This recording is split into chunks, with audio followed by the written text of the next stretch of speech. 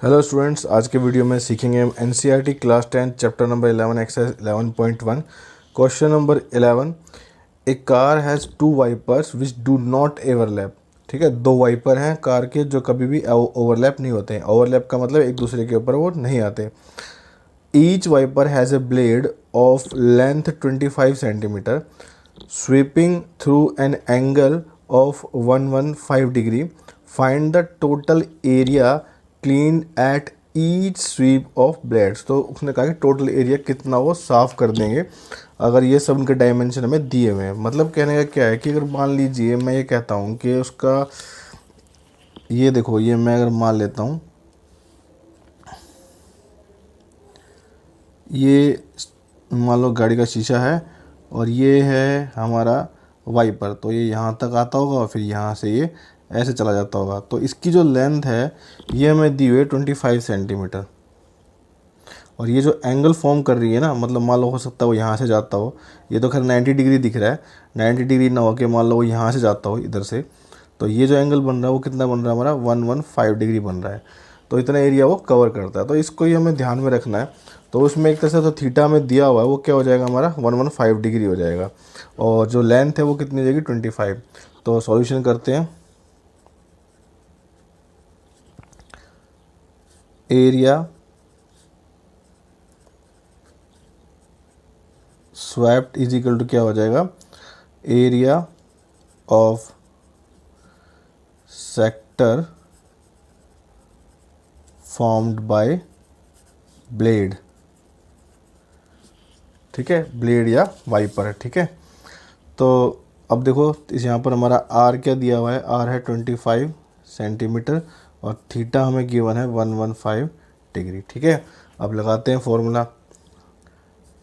Area of sector क्या होता है, वो होता है थीटा बाय 360 इंटू में पाई आर स्क्वायर। ठीक है, तो जब हमारा ये पाई यहाँ पर दिया नहीं तो हम पाई क्या लेंगे 22/7 लेंगे और इसका कैलकुलेट करेंगे। अब ये देखो थीटा बाय 360, ठीक है, इंटू में 22/7 इंटू में 25 इंटू में 25। थीटा में दिया हुआ है, ठीक है, हमने यहाँ रखा नहीं है, अब रख लेते हैं 115/360 इंटू में 22/7 इंटू में 625।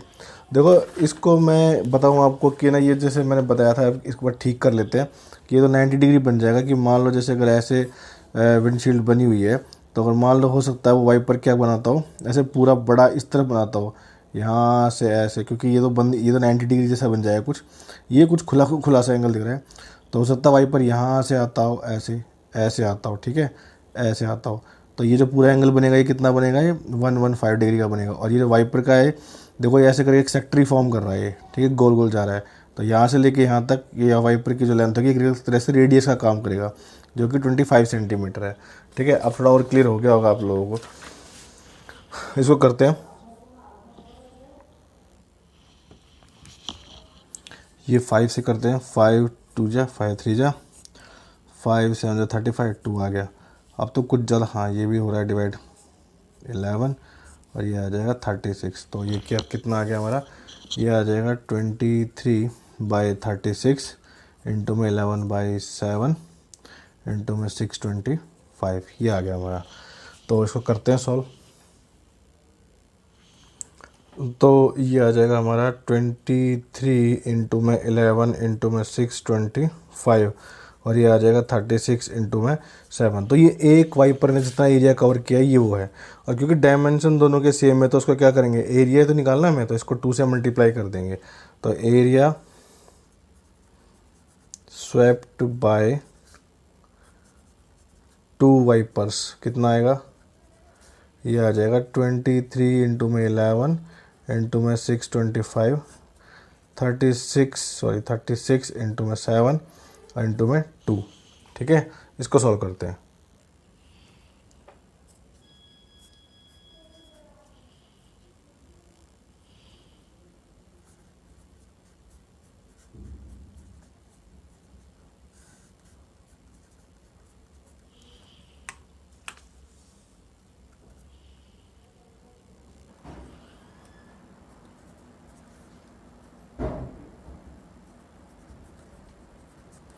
ठीक है, तो ये आ जाएगा हमारा answer 15812.5 divided by 126 centimetre square.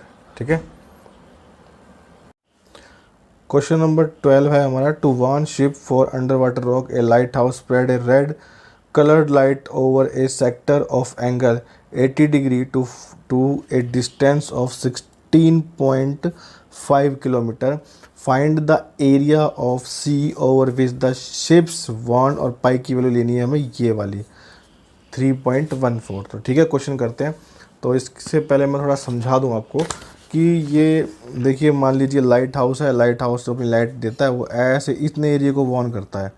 ठीक है, ये हमारा 80 डिग्री हो जाएगा, और वह कुछ ऐसे लाइट ऐसे जाती होगी और ऐसे आती होगी शिप को वार्न करने के लिए, और ये 16.5 किलोमीटर ये हमारा डिस्टेंस है। तो ये इधर से इसको हम रेडियस मान सकते हैं, और ये यहाँ पर आ जाएगा, और ये हमारा थीटा कितना है 80 डिग्री है। तो ये इतना इतना एरिया कवर करेगा, एक तरह से सेक्टर ही है।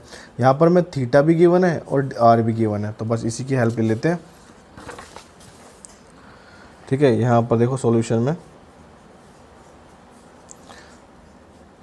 ठीक है, तो थीटा में गिवन है 80 डिग्री, और जो रेडियस हमें दिया हुआ है, रेडियस मतलब आर हमें दिया हुआ वो कितना है हमारा 16.5 किलोमीटर, और हमें पाई क्या लेना है 3.14 क्वेश्चन में। ठीक है, तो सॉल्व करते हैं। एरिया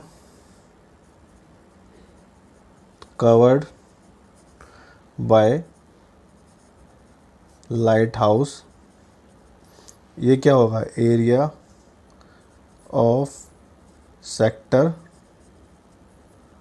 फॉर्म्ड बाय लाइट, तो लाइट से बन रहा है। अब देखो,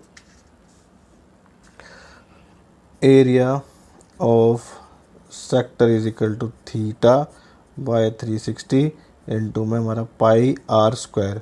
थीटा में दिया हुआ 80 को यहाँ रखो, 360 इंटू पाई की लेनी है 3.14 इंटू में आर हो जाएगा 16.5 इंटू में 16.5। ठीक है, सब कुछ डेसिमल में, पहले इसी को देख लेते हैं क्या कुछ कर सकते हैं इसका। ये इसको काट देते हैं। ठीक है, और ये तो ये आ जाएगा 2/9 इंटू में 314/100 इंटू में 16 नीचे 10 ले लेते हैं, 165/10 ले लेते हैं।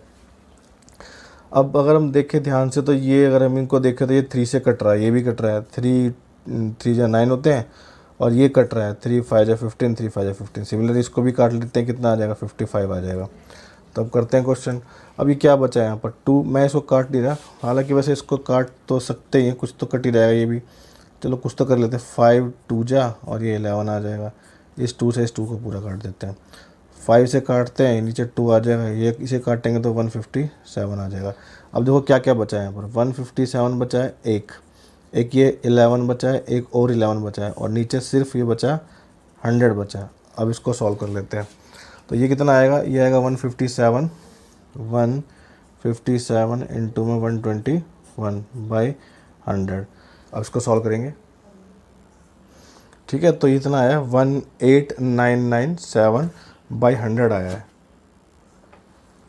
ये 1 2 और एक यहाँ से लगाते हैं 189.97। अब ये जो इसका रेडियस दिया हुआ था ना, वो हमें ये दिया हुआ था किलोमीटर में। ठीक है, ये किलोमीटर में दिया हुआ था, तो इसका एरिया भी किस में आएगा, यूनिट किलोमीटर में आएगा। तो ये आ जाएगा हमारा किलोमीटर स्क्वायर, और ये बन जाएगा आंसर। ठीक है।